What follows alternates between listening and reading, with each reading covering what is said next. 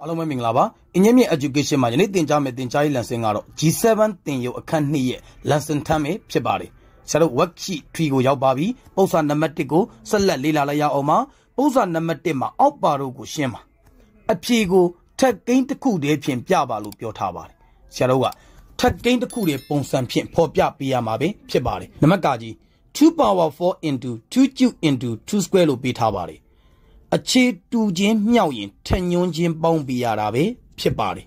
ဒီမှာဆိုရင်4 3ပေါင်းရင်7မှာ7 2ပေါင်းရင်9မှာရရှိလာသောတန်ဖိုးသည်2 power 9ပဲဖြစ်ပါတယ်ဒါဒီထက်ကိန်းတစ်ခုတည်းဖြင့်ဖော်ပြတဲ့ပုံစံပဲဖြစ်ပါတယ်နံပါတ်ခါခွေ3 into 3 square into 3 power 5လို့ပေးထားပါတယ်အခြေတူချင်းမြောက်သည့်အတွက်ထညွန်းချင်းပေါင်းပြရတာပဲဖြစ်ပါတယ်ဒီမှာဆိုဆရာတို့က power 1ပါဒီမှာ2ပါဒီမှာ5ပါအားလုံးပေါင်းလိုက်ရင်ဆရာတို့8ပဲဖြစ်ပါတယ်ရရှိလာသောတန်ဖိုးသည်3 power 8ပါ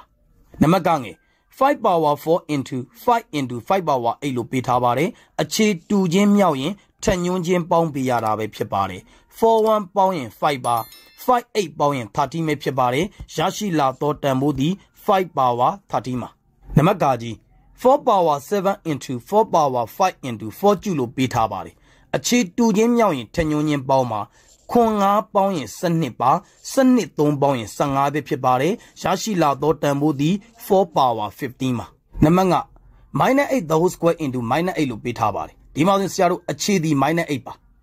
ဒါကိုသိထားပါမယ်